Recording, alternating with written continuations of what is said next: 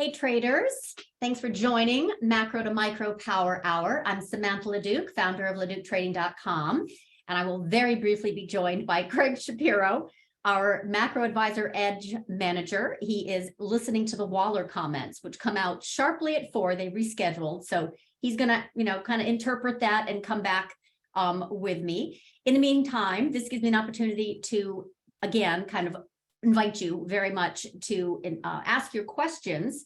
We're going to be doing a Ask Us Anything type of review. This is a bi-weekly Macro to Micro Power Hour that we host. So Craig and I work together from macro to micro for clients who want to position for macro event risks, as well as durable trends, as well as market direction, the whole 9 yards. So we actually have recently upgraded the MacroAdvisor bundle product right into my club product, which is what I manage with my live trading room. We have a Slack client workspace where all of my contributors offer up their analysis, education, and trade setups. I run the live trading room. They post their analysis.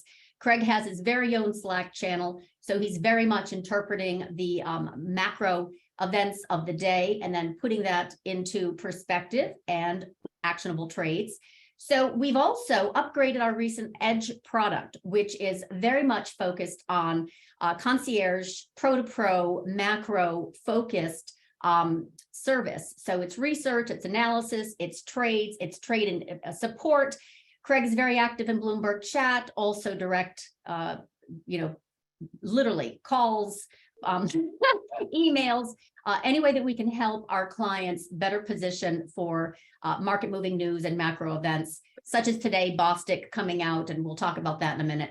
So this is very much the pro-to-pro service, which Craig manages, and here he is. Craig, okay, take a deep breath. You you had a funny comment today about Bostic. And now you've got Waller, which is, of course, when Craig is busiest, right? We've got all the Fed heads speaking. And then we have, of course, our big picture, what's going to happen with yields and dollar equities and fixed income, credit markets, global, you name it. And then, of course, every little twist and turn of what they're trying to telegraph through, Wall Street Journal reports or the talking heads.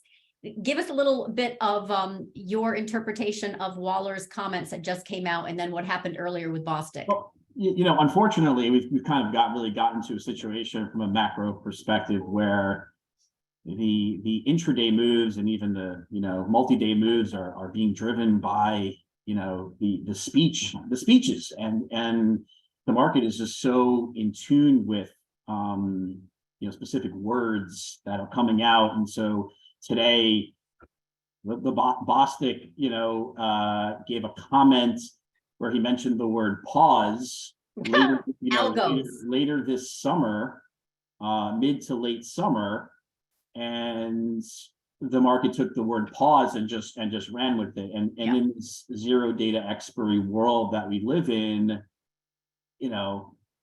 algo, that's the only event. It comes out of the blue. Algos have a see the word pause and go crazy, and then it just kind of activates the gamma squeezes and off to the races we were, and those flows matter for the dollar, they matter for rates. It's wild intraday. 100%. But at the same time, we did hit some very, very compelling support, right? So I had a target going into this week, for example, SPX 3931.65. We tagged perfectly. Now, this is not rocket science. Like, everyone's looking at the 200-day, whether it's exponential moving average or simple moving average, everyone's looking at the 200-day. And a lot of traders also know, especially those who are more patient, know that it's a great short into the 200-day, but that's also typically where you have some gyration. I call it snaking action, a bounce. So it wasn't a surprise, like you said, to have Bostic with the algo triggered pause, then have those puts monetize, calls then just pile on, because that is a psychological and solid place for a reversal. Now, if you're bearish, you want to break that, right? You want to see follow through. But the trap is actually that bulls get a little bit too cocky and they think, oh, okay, we're done, boom, and then it turns right in their face and goes, Yeah. It's basically a bounce then trounce. So we're going to wait until tomorrow, long story short. Yeah.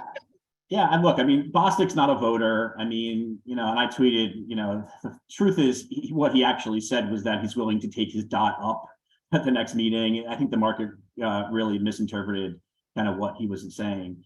So Waller's more important. His comments are out right now. The title of his speech is February's Hot Data Releases. He mentions, if data resumes, and the conclusion of really is that if data resumes the trend kind of pre-February, which is kind of, what they were thinking going into the February meeting, he's comfortable in the 5.1 to 5.4 dot range. But if we keep the momentum going, we're going to need even more rate hikes. What was he before? I know he's non-voting, but he's a five. I believe he's a 5.1 dot. Okay. I believe he's a 5.1 dot. He hasn't specifically come out, but he mentions a range of 5.1 to 5.4, which is where most of the Fed members had been at the last dot plot.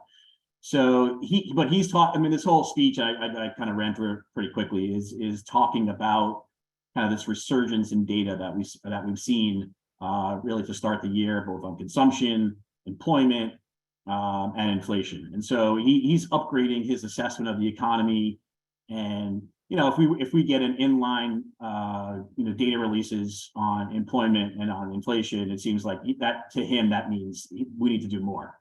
And so the market's really already has moved in that direction, right? I mean, the terminal dot after for the terminal rate on the December dot plot was at 5.1. The data releases we've seen year to date with the strong employment numbers and the strong inflation numbers has moved the terminal rate up to between 5.45 and 5.5. So the market's already kind of pricing in that additional rate hike and more. We've priced out a lot of the rate cuts that we've discussed on this call, on this webinar for the last few weeks. So the market's kind of moving in that direction already. But to hear him say, dots probably need to go up, I suspect he's going to get a question in the Q&A, and I have someone listening for me. Hopefully we'll get that in real time. But I think we'll get a question about whether or not he would go 50 at the next meeting. I think people are in tune to, whether 50 is an option.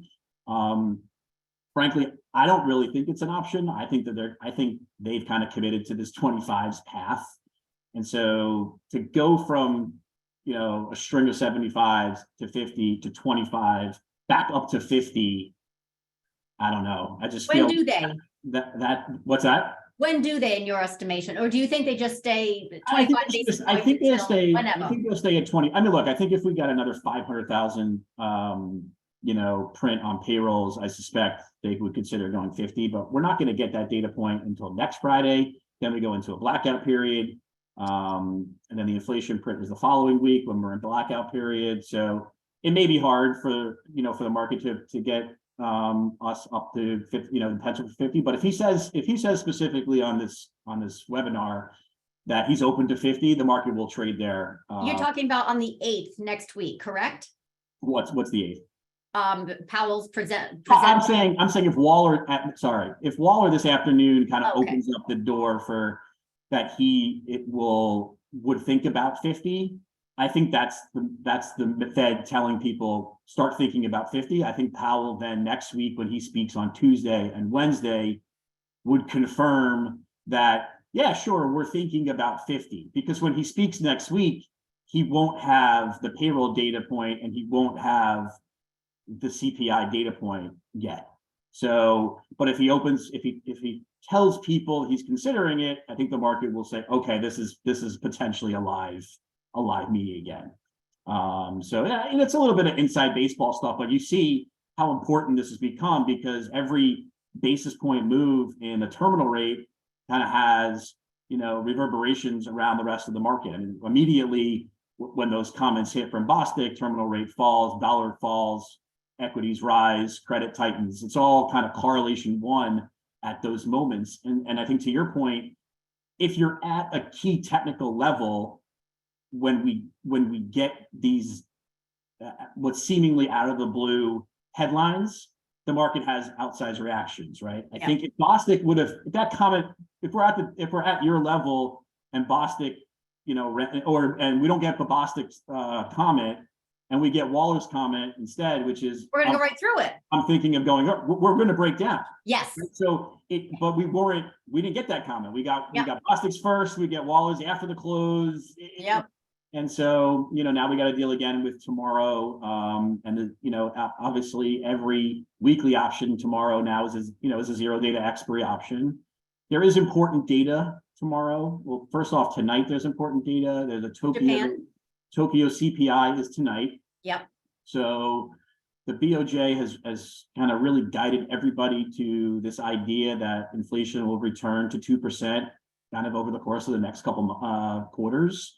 That seems, like a challenge, particularly when we're getting positive surprises and revisions across the world for inflation readings. So if that number, this is a Tokyo number, which usually is a decent leading indicator for the rest of Japan, but if that number tonight, which is expected to kind of, show this deceleration year over year, if that comes in hot, you may be put into a situation where the JGB market starts to get a little loose, right? And yields start to rise.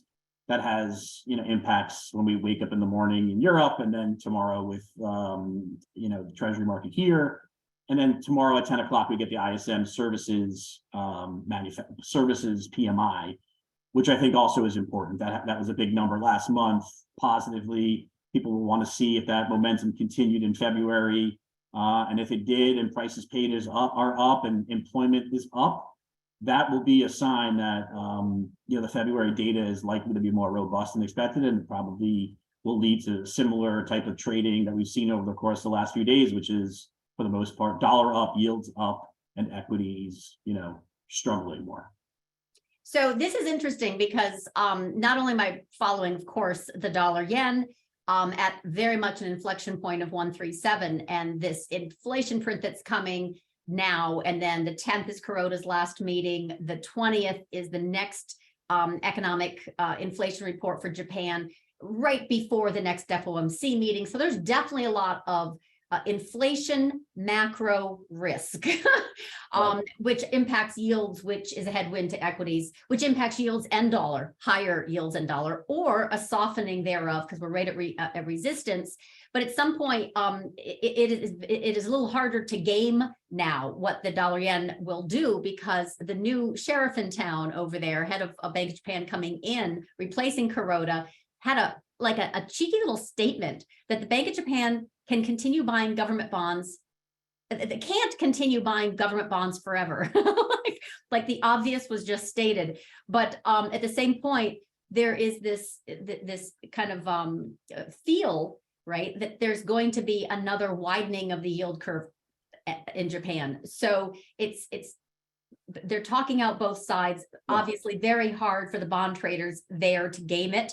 But front running it makes a lot of sense. And hence we're having this rise in the dollar yen, and inflation prints in China were hot. We're expecting the same in Japan, Eurozone, oh my, right? So the trajectory still looks very much intact for higher yields, higher dollar, headwinds to bonds and stocks. But yes, it was a perfectly timed stick save this morning with Bostic, and bulls will be trapped, bears will be trapped if looking too closely.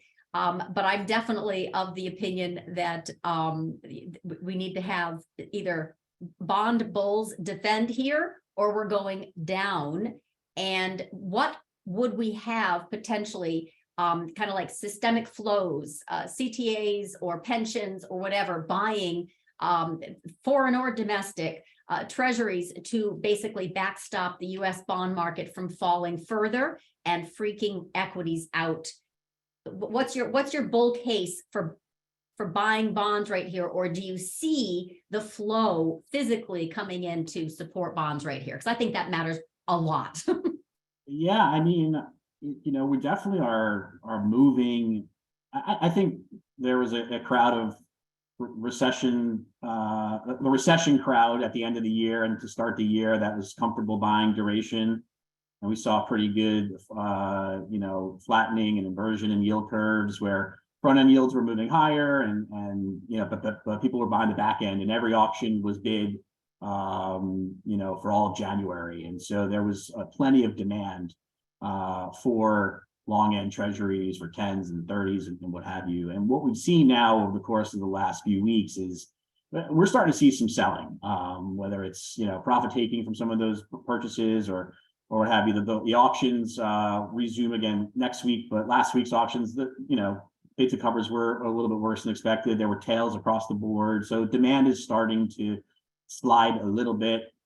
Yields are moving higher. 10s are through 4%, 30s are through 4%. These are big kind of psychological levels for people.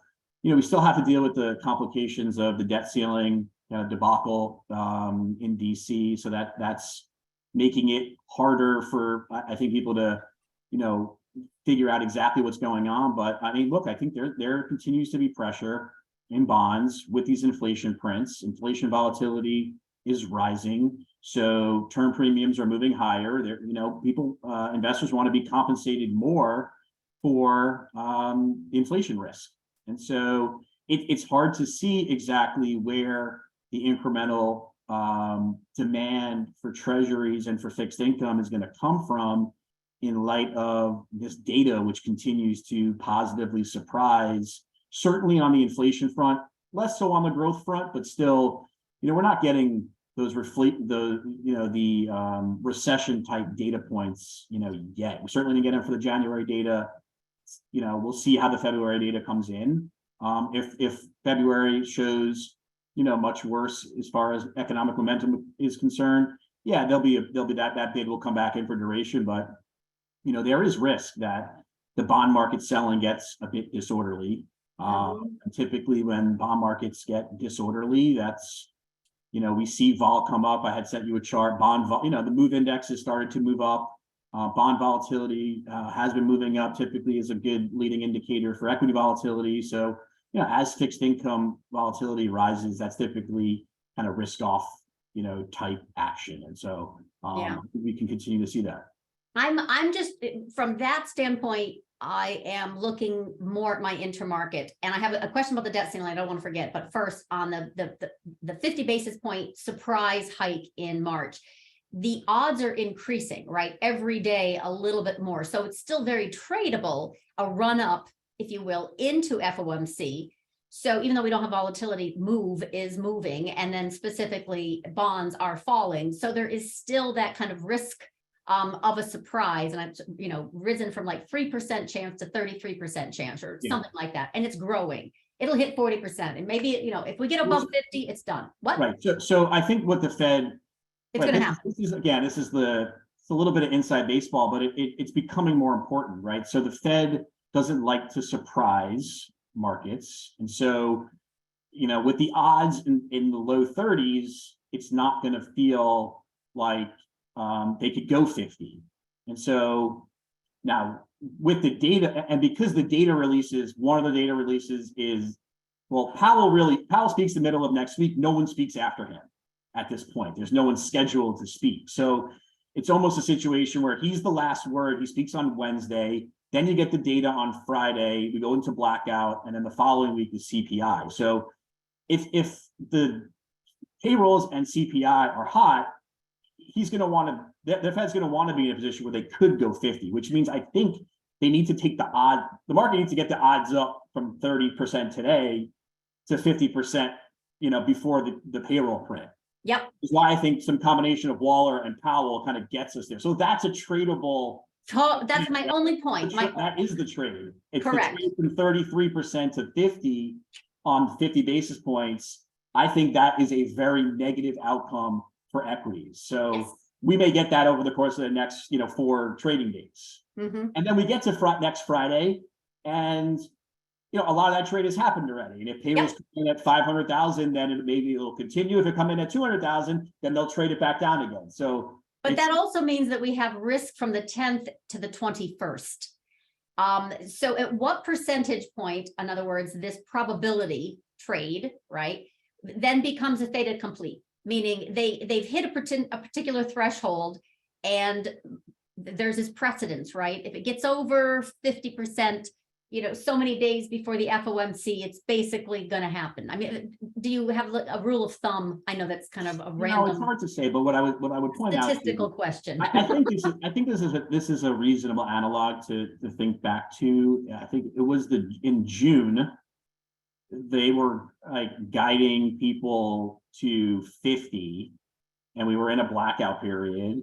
And then, I don't know if you remember, like the University of Michigan survey came out very hot for inflation expectations. And then on a Monday of the Fed week, Nick Timiraos and Steve Leisman both reported that, well, the Fed may be thinking about going 75. And so that act of using the press 100%, yeah, took the odds of 75 from, 50, whatever they were, 30, 40% to something materially higher than that. And that happened in reverse exactly on October 21st. And I remember because it was perfectly coordinated with the Bank of Japan yen intervention.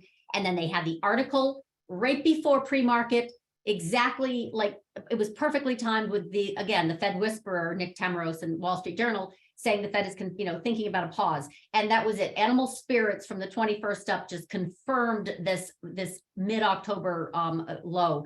So yes, we're waiting for that, right? So we're looking for that. Yeah. The only thing I would just add is so they did it one way. I mean, it's I don't know. It seems ridiculous that they continue to use the press as a communication tool. I actually think part of, and again, back to this June episode, Esther George actually dissented at that meeting. And I think part of the reason she dissented was she was annoyed by the fact that like they had told people they were going to go 50, and then one data point came out, and then they used the press to like take the market to 75. And she was like, no, we should be doing 50. In the end, but I think that is there's maybe some internal issues with it, like using the press. And so I think that they're more likely to try to use their own words to try to move the odds into a way that gives them more flexibility. Okay. I don't think they want to be in a position where they're asking Nick Timiraos to write an article again. I think people are kind of tired of that. All right, so we have that framed, I think, pretty well. Now let's talk about the debt ceiling, because that's something that they can't communicate expectations so well. That's really outside of their control. So what is the down and dirty of debt ceiling drama? Obviously, market at some point, not yet, because it's a June kind of thing, we'll start to front run it. But articles are starting to come out of the worry. It's a lot of politicizing, but the Fed really doesn't have control over that outcome. So what is it also with the Treasury? They're going to be in that moment receiving like $1 trillion. I don't even know, but like $1 trillion in treasuries that have to be dealt with. That's going to upset TGA and RRP and all this stuff. Can you talk a little bit about the debt ceiling, because it starts to become, now that we've kind of framed the risks for the next few weeks, Bank of Japan, FOMC. Let's talk about debt ceiling, because that's going to be soon after. Right. I just want to throw in a side point here as I'm looking at my Fridays. So apparently the webcast for the event for Waller has been canceled because the Zoom that he was supposed to do it on was hacked. So they're canceling the Q&A. Some weird something's going on. So we may not be getting any incremental data from him outside of the words that he spoke in his speech. So just bummer. Okay, well, Algo's already turned off. So okay, so yeah, look, I think as far as the debt ceiling is concerned, right now, I think we're in a situation. Look, Treasury models out tax receipts and expenses, based on a variety of different outcomes. They have hundreds of economists, just like the Fed has hundreds of economists, and so. But I think ultimately they don't exactly know yet, like how this tax reporting season is going to come through. I mean, and I think there is risk that if tax receipts are not as robust as have been modeled, we may be dealing with this debt ceiling issue sooner rather than later. And the reason I think it's possible is because capital gains, last year were, non-existent. And so capital gains, taxes are, could be a high single-digit part of the Treasury tax receipts. And so if we have a big hit there, that with Treasury we'll only really know about towards the end of March into, early and into the middle of April.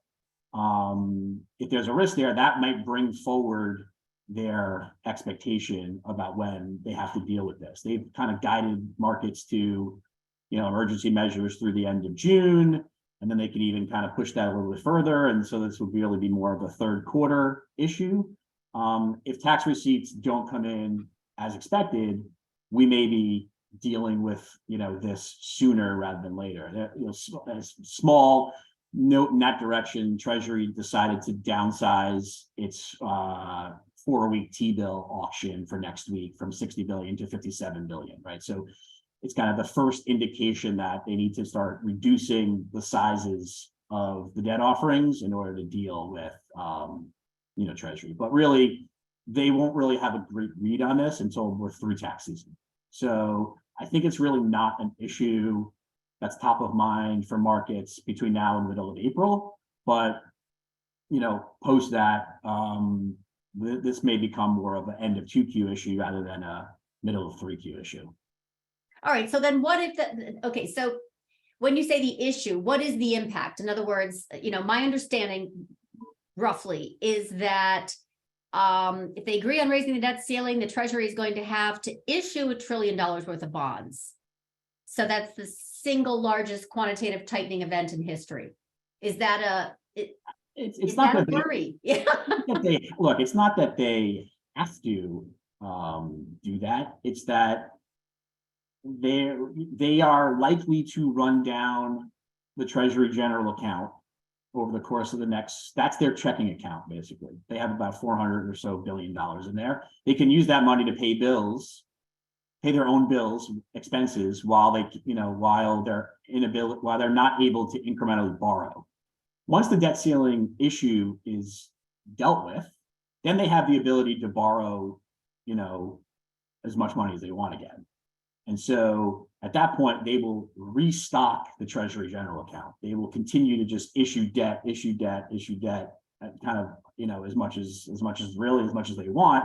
And if there's a hole in the budget, they'll just borrow more money to do it. And so it's likely that they'll then, as they restock the Treasury general account, that's draining liquidity. It's not that they're going to, immediately raise $1 trillion, but over the course of the kind of subsequent 6 months after the debt ceiling is raised, if there's $1 trillion deficit that's opened up because tax receipts are falling and expenses don't fall, then Treasury will just print the money. They'll just raise the debt. So that's that's how they balance the budget, right? If they receipts come in too low, expenses are too high, there's a gap.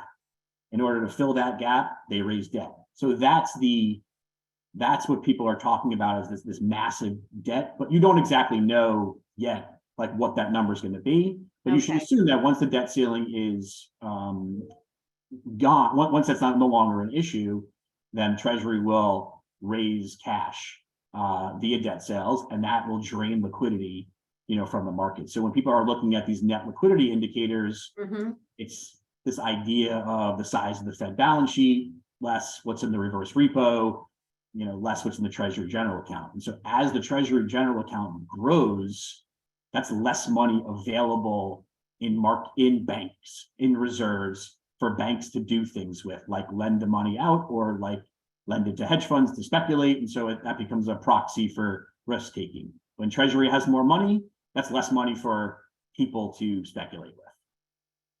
All right. So since I wanted to, those are the ones I wanted to cover, right? So the most recent kind of current events or macro news that you interpret so well, and every day for our clients, but we do this publicly every other week, which is kind of like a, ask Craig and Samantha anything. But we also do this every week for Edge clients. You also produce a weekly webinar with a macro map. We do a lot, right? So we're covering lots of all asset classes and time frames and lots of custom engagement. I want to make this now a little bit, kind of focused for the viewer who have questions for us. So we don't go, we're not in presentation mode today, right? So you really framed very well what's going on today, what we have for market moving macro risks coming up over the next few weeks. And, whether that gets pulled forward, the debt ceiling as a quantitative tightening issue, bank reserves and the rest, we got time to kind of peel that onion a little bit more. But before I turn it over to Q&A and just to answer questions, any comments on the impact from if student debt is obviously not waived, Biden's executive order to basically the moratorium goes into forgiveness. If that's not going to happen, then there are going to be a lot of folks doing catch up with payment of student debt. And I want to kind of just get your thoughts on, not politically, but the impact to market returns as it relates to forgiveness or not. So is there any impact, or is it just literally marginal at best? Look, I think it's, there's definitely a segment of the population that has, benefited from their, the fact that they haven't had to pay the interest on the loans or to return the loan or to pay the principal on the loans, now going on, north of 2 years. It's almost 3. 3 years, right? Yeah, So, 3. almost 3 years. So look, I think, depending on how this is treated, if you had, if you were paying $100, $200, $300 a month to pay off your student loan and you kind of accumulated that cash and you went to spend thinking that this is going to, you were never going to have to pay this back, and now all of a sudden you have to pay it back. I think on the margin, that's going to affect your spending decisions. As far as order of magnitude and the impact of GDP and the impact of retail sales, I'd be lying if I told you I was in the weeds on that. But I think just psychologically, it is going to be a headwind for consumers, ability to spend. And I think that is a negative, factor for the growth momentum. And to also follow along that those SBA loans, the PPP loans that were forgiven is one thing, but the ones that weren't, SBA in large part for small businesses, now are due in the next few months. So those payments, if you got a $500,000 SBA loan because of whatever hardship during COVID, whether or not you had it, you still got one of those loans. They're now the payments due. Yeah. So there's a lot of, and tax refunds are going to be less, right? Yeah. So we have less money coming in, even if there's still lots of liquidity out there floating about as far as consumer pressure. Collectively, maybe not student debt repayment alone, but the combination of fewer tax refunds and more having to pay now those loans back that were given is going to be, I think, kind of collectively starting to put pressure on the consumer. But we don't see it right now. The numbers right now are still Goldilocks. So it does feel a little peak Goldilocks. But all right. So any other kind of comment you want to make before we kind of turn it over to Q&A and ask us anything as far as recent macro events, because this is really what we're focused on today, and then we'll do our presentation for clients next week.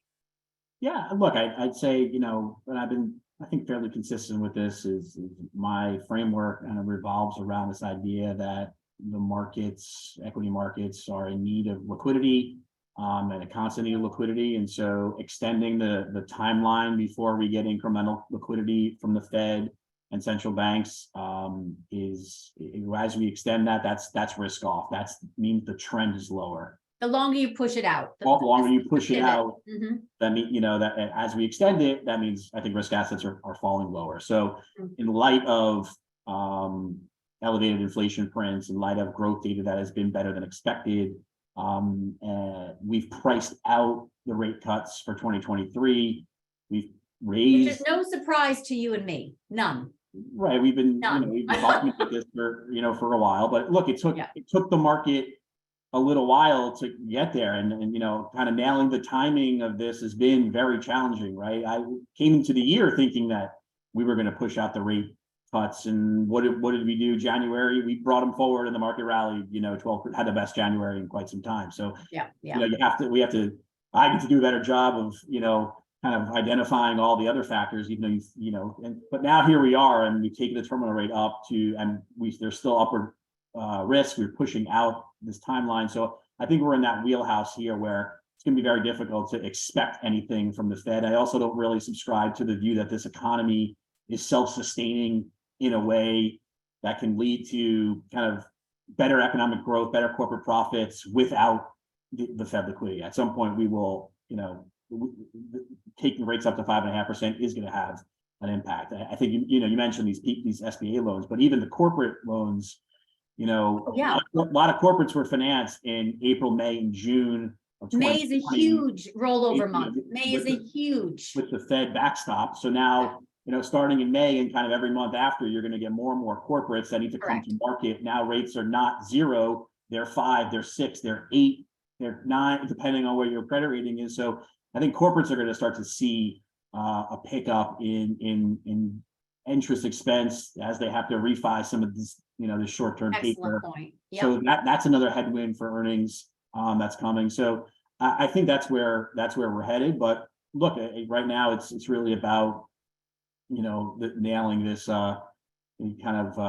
this time about what the Fed's going to do. And I think this March meeting is obviously critical because get a new SEP of economic projections. We're going to get a new dot plot, and the Fed really has not shown a lot of success so far in arresting the core services inflation dynamic, and wages are still too high, and the labor market is still very robust. I mean, there's based on where claims are now, the labor market now is stronger than when it was before the Fed started to raise rates. Yeah. So, they're trapped. There's more work to go.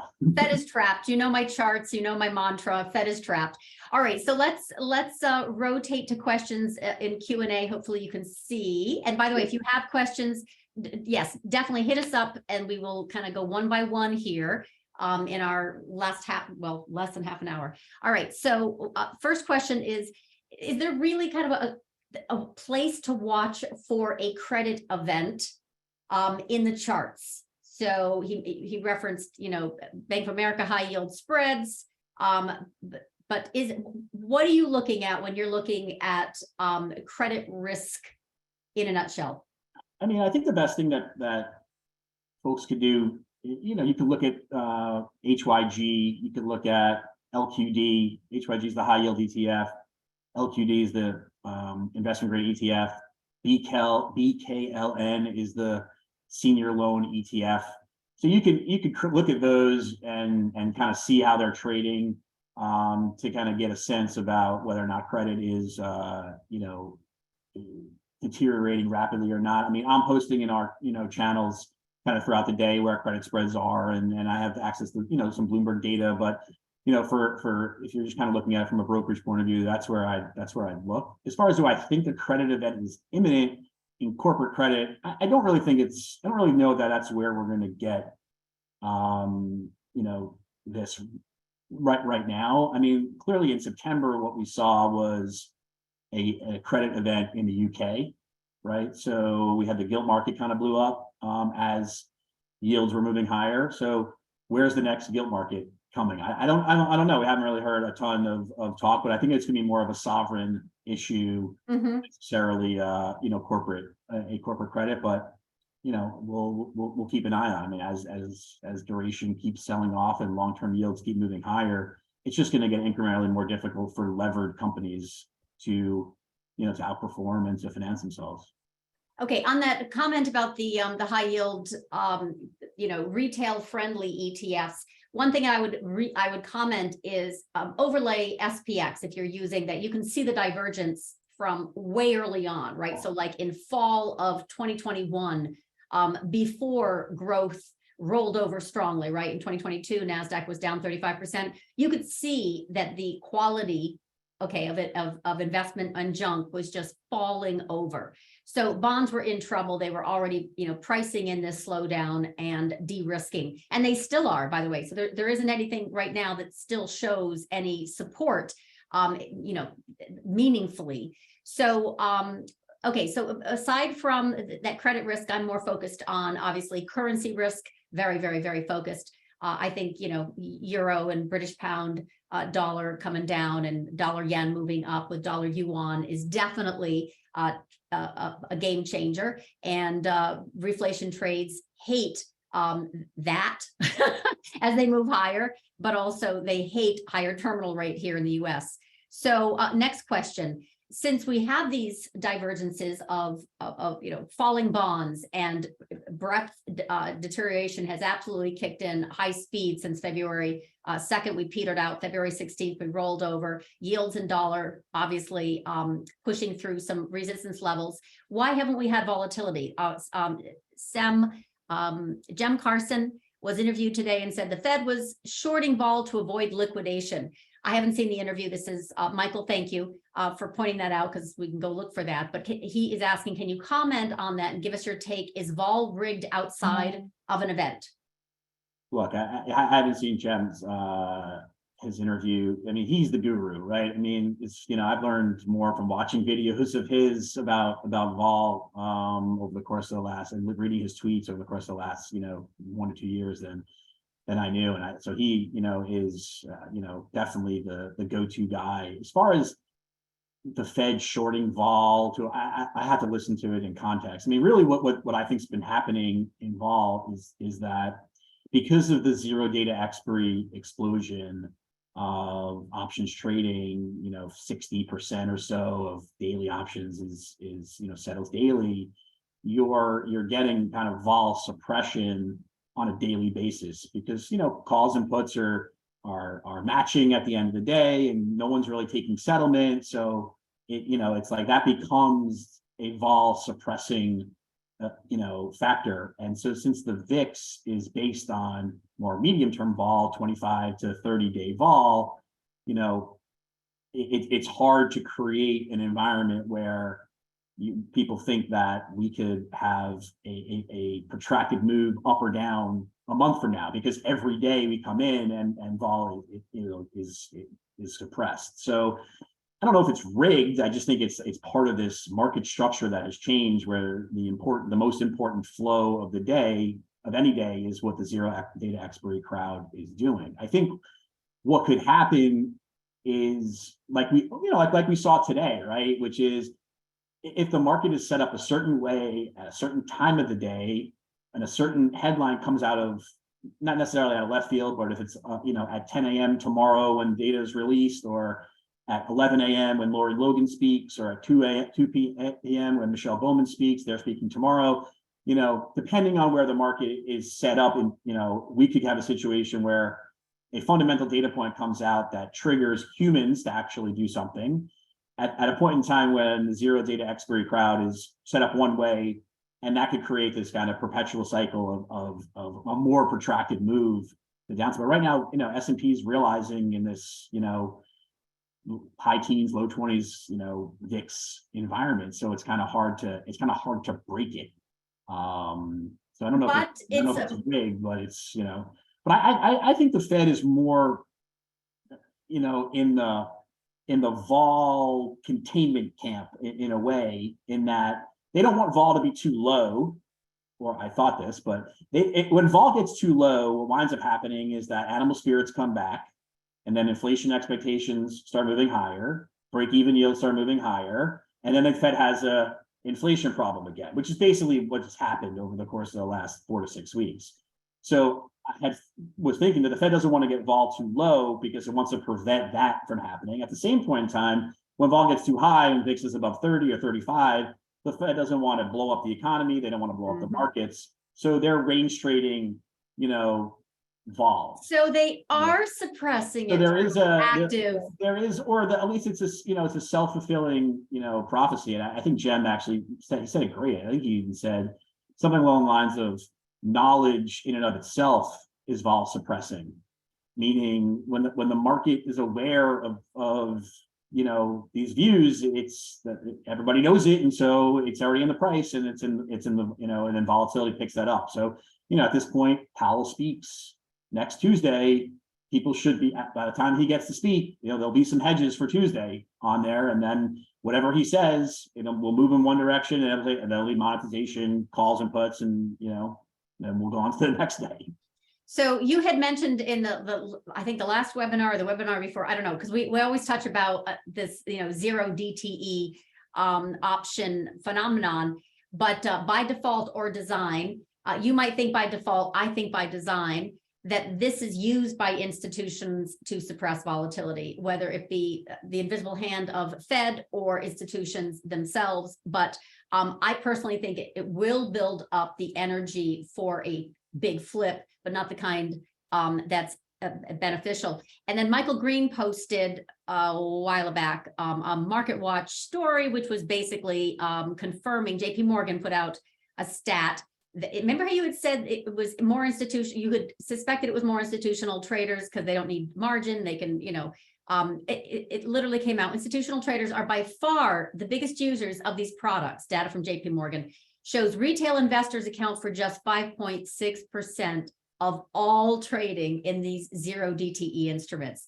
And then, of course, zero hedge is always very shocking, but there was a golden trader that basically said, I've never seen anything like this, right? That like they're coming in of ginormous size and the delta hedging that is required. So the notional value of these positions to literally backstop a move lower, to literally backstop a move from going lower, I should say, is absolutely forcing these very sharp turnarounds intraday. And I think Michael Green had also posted how many iterations we've had of these unprecedented intraday reversals or stick saves, I call them. So to me, it is by design. It's not, I don't think it's default. This has been controlled destruction ever since the top. They warned, they started hiking, they continue to hike, but they have absolutely suppressed volatility brilliantly. There are still other vehicles that we can see. I can, look, I do this in the trading room, right? So I can see net buying or selling on any time frame. I can see breadth, when it's strong and when it's rolling over. My intermarket is absolutely, critical for me to kind of stick with a particular big picture to sector rotation to tactical time frame. But this volatility is the only reason we haven't crashed. The only reason. Yeah, look, I mean, that's definitely a big part of it. And, the issue that the Fed has is they're not hitting their mandate. And I guess they're very fortunate that the oil price has not spiked and gasoline has resurged higher. We're very fortunate that hasn't happened yet. It could happen, obviously, if geopolitical strain accelerates at any point over the course of the next few weeks, that will happen. Because I think if they're not successful in, bringing down inflation, then they have to allow vol to kind of perk up in order to get there. And so what we're seeing to reprice equities because they're not doing a good enough job. Yeah, and what we're seeing right now is we're seeing these inflation break-even yields have all moved up materially over the course of the last 4 to 6 weeks. And without higher oil and gas prices. Exactly. To me, that's the differentiator, because they used to be a beautiful fractal. You could absolutely predict 1-year inflation expectations from gasoline futures, period. And now they're complete. I can't even get my hands on the market. Yeah, the market is kind of coming to grips with the reality of this core services inflation dynamic and wages, and that this is not going away quickly. And if the Fed is going to allow inflation expectations to become unanchored, which they continue to say they do not want, well, then, all bets are off. But I think prove it. Yeah. I think and the market's basically saying that. Market's basically saying, prove it to us, Fed, that you're really going to do this. And, I think that's what we need to hear from Powell how serious he is. I mean, and we keep saying it, but I mean, and then how strong is the Asian inflation, the Eurozone inflation, I mean, X food and energy, their core is growing. And you might have that energy crisis, quote unquote, temporarily out of the way, especially warm weather has helped and, build up, whatever. The point is, core is still accelerating. So it's not just us, it's a global yield kind of playground. So with that, any comments on question here regarding the laggards? When does tech catch a break?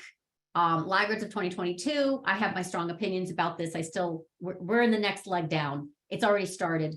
February 2nd, we petered out. I said February 16th, it's time. We're going lower. We're coming into an inflection point right now where we could bounce or break right through. But I'm definitely not bullish. I don't think we're going to bounce and then keep going up. So that's my view. What's your view in regards to tech and especially leaders in tech for 2023? Yeah, look, I mean, the correlations of NASDAQ to yields are pretty tight, right? As long end yields move higher, tech typically underperforms, and so as we push through 4% on 10s and 30s, that's usually not great for NASDAQ. I mean, raise the discount rate, lower the multiple. Tech has the biggest multiples, the biggest growth expectations, and so I don't see how an environment where inflation stays sticky and yields are higher that you'd want to be allocating more money into kind of tech, broadly speaking. Are there parts of tech maybe that are better than others? Or the big caps, are some. I don't really get too close into the weeds on the multiple variations, but I still think tech is going to see net selling in this environment where commodity prices are likely to be stickier, and we need to do more investing in the energy patch. And so I think that rotation probably will continue in an elevated interest rate environment for 2023. Broadly, I think stocks are lower, but in midst of the rotation underneath the hood, I think we could still get tech selling and tech underperformance. How about semiconductors? Because they're both tech and cyclical. Yeah, look, I mean, I think, there's a bit of a dynamic there where semis are typically less expensive. Some of the more commodity ones like a Samsung or a Micron or what have you, but intratech, I don't know. I think again, it's just there'll be flows out of technology and out of high multiple and out of growth. So to the extent that semis are trading more on cyclical momentum, maybe those will outperform inside of kind of the broader tech universe. But I can't get behind it. I'm not in the weeds there. I don't think so. But if you're a tech investor and you have to be involved in tech, I can see why you would make the case for being in semis versus being in software. So I like Warren Buffett's approach. Buy at 60, sell at 90, Taiwan Semiconductor. That was a multi-month. So that was really a really nicely executed swing trade, and he's out. So I think these can have rotations, but there's still, for me, I cannot get behind the semi rotation for higher. So it hasn't rolled over yet. To me, it's behaving very much like it's the first domino that will actually cause the next leg of this tech and equity rally to fall over because it's so important. But it's the last sector domino that has yet to fall. So we've had a lot of really sharp pullbacks in many sectors. Energy, they've held out, no question. But tech is the one that is, I think, to be watched, but not necessarily safe investment yet. A question here about dollar and gold. I have my play-by-play on this, which is, I'll give mine and then you give yours, but my play is definitely related to Bank of Japan. So I really think that Bank of Japan matters to market returns in general, but also specifically to the yen, gold, and bond correlated trade. So with this pullback in the dollar from 114.75 Dixie to 101, and now we've had a bounce up into about 105. 30. I think we're going to have more selling in gold, especially if we get above 106, 105.66 to be specific, if you're very tactical, because the forced selling that came in on February 21st, which was the day after FOMC, was outsized. So, and I've done these Bloomberg segments every 3 weeks. I'm going to be on tomorrow talking about this very trade. It's like an update. So it was, long into 180 GLD and then protect profits. That was 3 weeks later. And then it's short. And then it was like, keep pressing short. And by the way, gold short means yen short means bond short. They're very much a basket trade for me. So I'm actually right now inflection point girl. Like I see 137 US dollar USD JPY as very critical to the next moves in dollar, obviously yen, but gold and also bonds. So I'm waiting to see if we can really push above The technicals and the intermarket look very strong, but it would not surprise if we had a sharp pullback and then we jumped the shark. So long story short, we have come down into that kind of GLD 168, which was price target support. We've had a little bounce and the big break lower. And I think we're going to digest there for probably another week or so. And we typically, by the way, go higher on FOMC and then roll over after. So tactically thinking about gold, at least that's how I think about gold. I think actually gold is at risk for more selling. And that was not what I wanted to see when I made the call to short gold. I actually wanted to see a shallow pullback. I wanted to see this consolidate for a trend higher in gold and precious metals. And the opposite happened. It was forced selling and it's off. So now it's absolutely rejection. It's still short. I don't see any bottom yet. Tactical bottom, that's a different matter, but a very strong swing long gold, precious metals that would last for several, weeks and months. I don't see that yet. So that's my dollar and gold assessment. What's yours? I am a dollar bull now as well. Look, I think when you have the global risk-free rate continuing to move higher, with yields, 10-year yields moving at 4% or north of that, you're going to continue to get flows into U.S.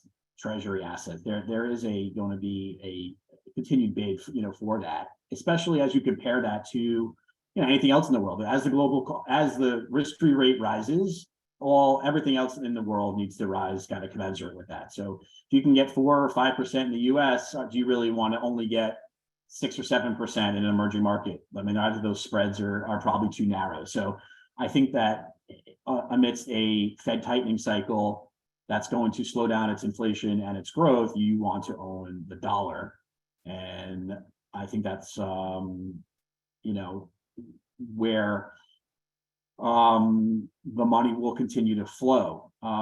So I'm a dollar bull. As far as gold is concerned, yeah, look, I think gold, trades as a currency, trades as an anti-dollar. I think ultimately gold will start to work because at some point when the gold market starts to anticipate this change at the Fed, that it either has got inflation under control and so can start providing liquidity again, or inflation's completely out of control, in which case you want to own gold because we're moving into some sort of, protracted hyperinflation or something like that. I don't suspect that scenario is going to happen, but it's a possibility that the Fed will throw in the towel and say, we can't get to 2% inflation. It's going to be 3, it's going to be 4, even though they've all said it's not going to happen, but maybe, it could happen. But at some point when the Fed is successful at bringing down inflation and the markets are reeling on back of it and corporates are having trouble refinancing and equities are down 15, 20% from here, gold will start to anticipate that the Fed will change its mind and will provide liquidity again. And that will so I think there will be a phase where gold and dollar kind of work together. They both go up together. Gold will stop being just a dollar traded and it will start being an anticipation of liquidity because of risk off. So I don't think we're there. Maybe we're not there yet, but we could be there over the course of the next couple of weeks if I'm right that equities start to really come under some pressure here. So I have a little bit different view on the value of gold from the perspective of right now. Gold pays less than T-bills. So cash, by its own, not doing much, but invested at 5% is a better return than a store of value in gold. So there's another reason for that rotation out of gold. I got all kinds of reasons, real rates should help it. It doesn't. So yes, you're right. Sometimes they're correlated very closely and then they bifurcate and there are macro reasons for that. Right now it's a basket trade, with yen and bonds. End of point for me. That's just all there is to say about that. Question that we're getting on, okay, we keep hearing about earnings, margin compression impacting the equity market valuations because of increased federal funds rate. Where you folks thinking about the valuation compression? And I'll start with a chart because, let me just get this over here. I am not a valuation prognosticator, meaning valuation equals this SPX price target. Like, and Craig will have his own methodology. Here's mine. Let me just get this screen share. I think this is kind of what it comes to. Yeah, there we are. All right, so can you see this chart right here? I'm going to blow it up, but this is my gap SPX. Okay, so this was like February. Can't see it exactly, but let's, Valentine's Day. So this is just showing me, obviously, from the bottom, right? The COVID and QE and all that money coming into the system. It peaked about June, July. When was that? Top was July 2022. So there's that argument you've heard: peak valuations, peak earnings. Well, this to me is EPS recession worthy, right on down to this trend line. So this is a monthly. It's gap SPX. Basically, earnings coming under even more compression. It's all that means that the trend is lower. We've already had a very terrible Q4, by the way. So we can talk about that by the numbers, but it was way under expectation. And so many are expecting a 20% reevaluation in earnings over the next year or two. And by the way, this can take 2 years to trough, but I do see this lower. So this kind of was prompted by drawdown in forward S&P. It's the largest since the pandemic. And, I was just trying to show this. It's not recessionary, but the point is it definitely matches for me this issue of we are not done at all in this earnings recession. Okay, Craig, what's your view on valuations and earnings? And yeah, I mean, look, I don't really have a, specific model in mind either about valuation. I think valuation is it's something that I don't have longs that are based on valuations or shorts that are based on valuations. I don't think the market, necessarily trades that way anymore, but I do know people look at that. I think broadly speaking, as yields rise, multiples come down. I mean, there's pretty good historical 100-year correlations between, higher interest rates means lower multiples. Whether or not the market multiple should be at, a 5.5% terminal rate, should the market be, historically, you kind of had a low to mid-teens multiple at that interest rate. So, should we be in the 13, 14, 15 times camp at 5.5% terminal rate? I don't think that's outrageous. And so if you think we're going to have a 15% kind of run-of-the-mill earnings recession that takes us to, 200 a share of earnings this year at 15 times, that's 3,000, right? And that's not 4,000, that's 3,000. So yeah. I don't see why that's out of the realm of possibilities. Clearly the market right now is saying something along the lines of either A, we're willing to pay a higher multiple because, for some reason that's different than history, or more likely what they're saying is we don't believe in this 15% earnings decline story that you're thinking. So earnings are not going to be down 15%. They're going to be down 3-4%. Now, I think the jury's out. 4Q earnings were not particularly good. We've had negative, we're into the negative year-on-year earnings camp. And tech is the biggest driver of earnings. So for the headwinds there, kind of offset the gains that you're seeing year over year in energy and other material sectors. But look, if crude and gas don't start moving up soon, it's gonna be hard for these energy companies to grow earnings. So I have two charts on that I absolutely see earnings rolling over. And again, this is not that I'm not a bullish on energy companies. We've got tons of exposure in that energy patch, but that profit taking that kicks in because it's just it's been such a sweet spot and a safety zone. But I definitely see energy earnings starting to roll over. Exxon grew earnings 162% last year. And in the first quarter is and the sequence of earnings was a high bar. First quarter was up to 18, second quarter up 276%, third quarter up 182%, fourth quarter up 66%, 1Q 23 expected up 30%, 2Q 23 expected down 40%, 3Q expected down 42%. Yes, yes. Full year 23 down 25%. So where is the earnings growth going to come from if it's not coming from, you know, energy? And just to even use Apple for tech, I mean, Apple grew earnings 9% last year, expected to grow earnings, you know, down 1% earnings this year. It's comping a negative 10% earnings comp last quarter. Market's seeing -6. Is it going to be, if it's -10 again, then that means the -1 for the year goes to -5, right? So where are we going to get the earnings growth from? I'm not exactly sure yet, but clearly the market at 4,000 is thinking we're going to find it. Yeah, we're going to find it, but we haven't actually taken and moved higher. So they're really having a hard time convincing, animal spirits to get going here. Otherwise, the longer they wait, the more likely gravity will take hold. Okay, so speaking of gravity, we're getting two questions that are kind of related. Do you think the October lows get taken out at the end of first quarter, or is this more of a third quarter possibility? I think this will absolutely tie in with the earnings conversation, I personally. And then under what scenario could one say the bottom is in at, you know, 3,600, and we just chop sideways? So just on that comment, we literally, if you look at oil, right, the price of crude, it's the same as September 2022. We've just been, you know, snaking sideways. If you look at the big picture market, you know, that 3,800, as you're mentioning, is really April of 2022. So yes, we dipped down below 3,600. We popped up to 4,200, but this is a lot of volatility, right? Of sideways, all very tactical and tradable, and, you know, absolutely macro driven.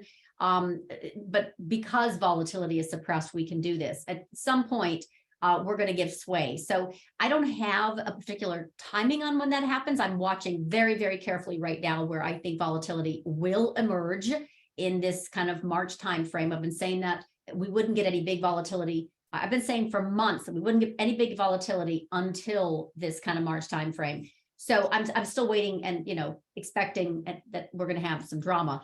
But this, you know, price target, I don't have. So I know, Craig, you probably don't either, but I'm really very sensitive to that because last year I had one and it hit, right, from 4,800 to 3,800. This year I said, if we get below that 3,600, we're just not going to make it back up for a few years. So I'm very transfixed on a level that breaks, and then that becomes ceiling, very important ceiling. Bulls, you're done. So anyway, can you kind of talk about, do you have a timing mechanism if we are to break down, let's say, to go revisit that 3,600? What quarter would it be? Look, I think there is a non-zero chance. Look, I'd say there's a 1 in 4 chance, right, that we have a 3,600 print this quarter. I think there's a 25% chance. I mean, I think even someone like Andy Constant, I know you follow. I think he does a lot of good work on Twitter, and he's out there. He was pointing out that the JP Morgan hedged equity strike for this quarter is 36.30.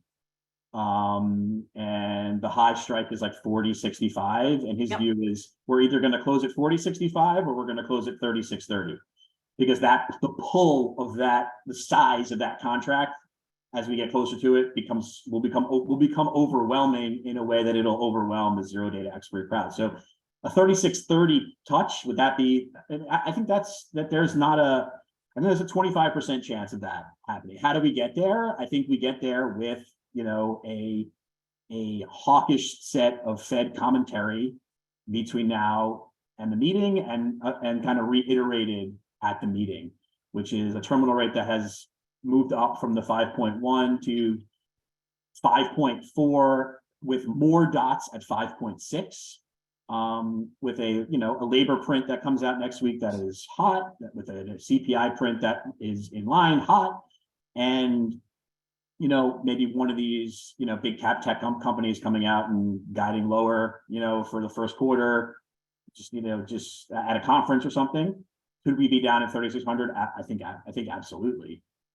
If the bond market gets disorderly further from here, let's say that's my number one bet. I think we could we could be there over the course of a couple of days, right? Yeah. So Yeah. I think so. I guess maybe what I'm thinking is we could trade down there, then people would get nervous, and maybe the Fed will, not be as hawkish again.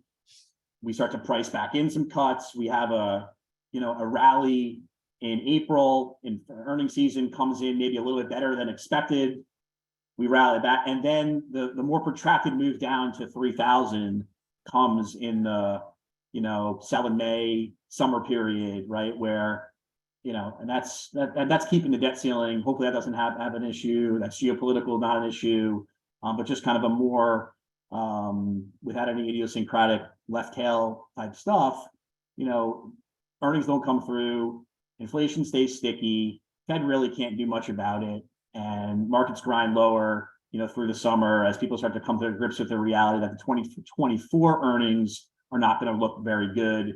Maybe we're looking at 200 for 2024, and we have to price in that 15 by 200, get you to 3,000 in the summer, and that's your kind of nastier fall. I think that is happening this year. Where would I be wrong? Yeah, where would I be wrong? I would be wrong if